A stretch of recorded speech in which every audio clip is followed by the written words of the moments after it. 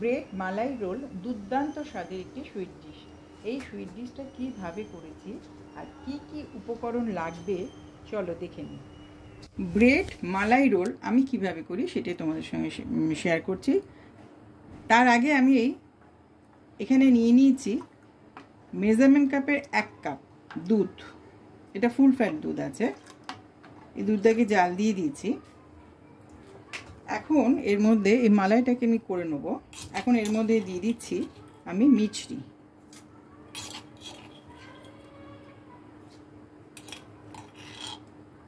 এখানে দিয়ে দিলাম মিছরি। এটা একটু ফুটবে, ফুটে ঘন হবে। আর দিচ্ছি হাফ টিস্পুন কাস্টার্ড পাউডার, আর দিচ্ছি 1 চামচ মিল্ক পাউডার। তাহলে কি হবে, ঘনটা খুব তাড়াতাড়ি হয়ে যাবে।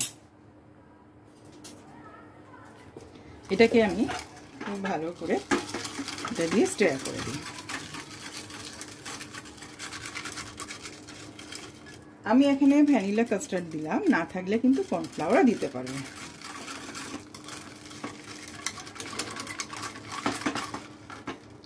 তার সঙ্গে দিয়ে দিচ্ছি অল্প কেশর, কটা স্ট্রিং দিয়ে দিলাম। আর দিচ্ছি 1 চিমটি ছোট এলাচের গুঁড়ো।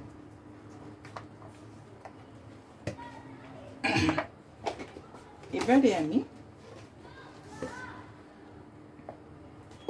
এটা একটু হোক, একটু ঘন হবে, এটাকে আমি সিমে রেখে দিচ্ছি। আর একটা পার্ট আছে, সেটা তোমাদের আমি এখন দেখাবো। এখানে আমি নিয়ে নিয়েছি 4 পিস ব্রেড,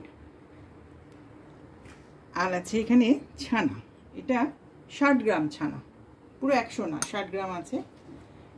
এর সঙ্গে নিচ্ছি আমি কিছু ড্রাই ফ্রুটস। তার মধ্যে দিয়েছি 2টো অ্যালমন্ড, একটু কিশমিশ আর পেস্তা। এখানেও একটু মিছরি আমি দিয়ে দেবো। আমি পুরোটাই মিছরিতেই করছি। এটা হচ্ছে স্টাফিংটা, ব্রেডের ভেতরে যে স্টাফিংটা হবে সেটা দিয়ে দিচ্ছি। অল্প করে মিল্ক পাউডার এখানেও অল্প করে দিয়ে দিচ্ছি। আমি 4টে ব্রেড করেছি, সেই বুঝে কিন্তু আমি জিনিসপত্র দিচ্ছি। তোমাদের ব্রেড যদি বেশি থাকে তাহলে একটু বেশি করে সব দিয়ে দিই। আর অল্প করে ছোট এলাচের গুঁড়ো। এখানে কিছুটা পেস্তা আর বাদাম গ্রেট করে রেখে দিয়েছি, লাস্টে দেবো এটা। এটাকে একটা আমি ভালো করে মিক্স করে নেব।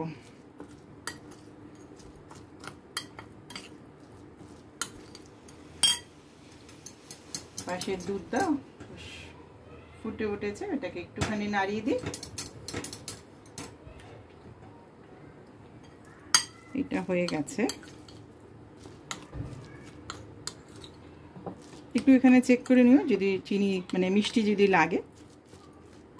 আমার লাগবে না, যা দিয়েছি তাতেই হয়ে যাবে, কারণ দুধের মধ্যেও আবার মিষ্টি পড়েছে।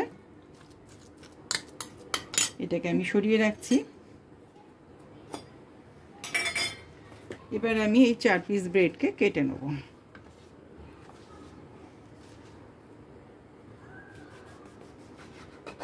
সাইডটা কেটে নেব, তাহলে ফোল্ড করতে সুবিধা হবে।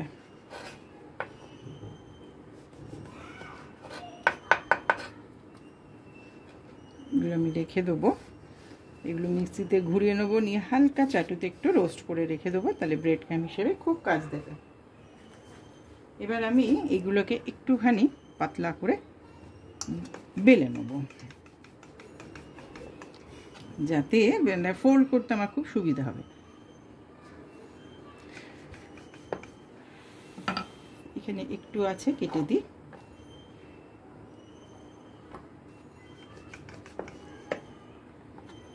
এই 4টাকে বেলে নিই, নিয়ে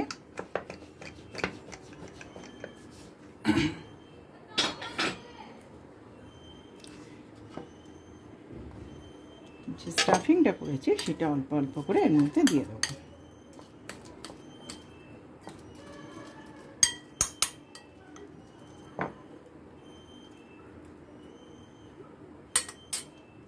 এখানে 4টে করেছি আমি, তো 4টে গোলা হলেই আমার হয়ে যায়।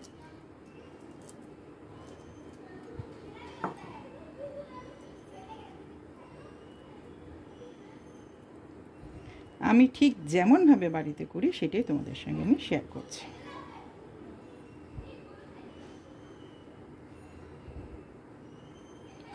এইভাবে সবকটা করে নিই। এটা দেখো ঠিক এই ঘনত্বে রেখে দিয়েছি, আর হয়ে যাবার পর খানিকক্ষণ আমি একটু ঠান্ডা করে নিয়েছি। এটা উষ্ণ গরম আছে, এই উষ্ণ গরমটাই ওর উপর আমি ঢেলে দেবো এই প্লেটের মধ্যে।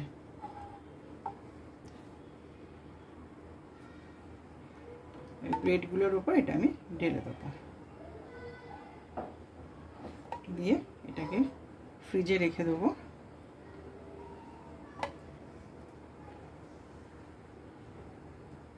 অসম্ভব টেস্টি, অসম্ভব টেস্টি হয়, তোমরা অবশ্যই করো। আমি ঠিক যেমনভাবে করেছি পুরোটাই এর উপর দিয়ে দেবো। বাড়িতে কোনো গেস্ট এলেও কিন্তু তোমরা এটা করে রেখে দিতে পারো, ভীষণ ভালো হয়। বাইরের মিষ্টি না খাইয়ে আমি নিজে হাতে করে রেখো, খুব ভালো হবে।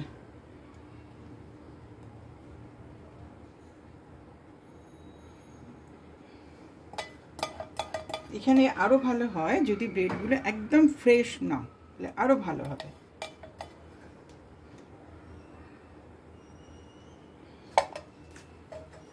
এরপর আমি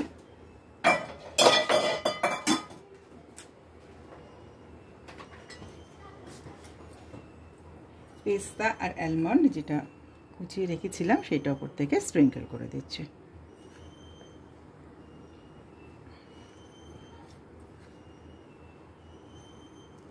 অবশ্যই বাড়িতে করবে, করে আমাকে জানাবে তোমাদের কেমন লাগলো। আর লাইক দিতে কিন্তু প্লিজ ভুলো না, আর পুরো ভিডিওটা দেখো।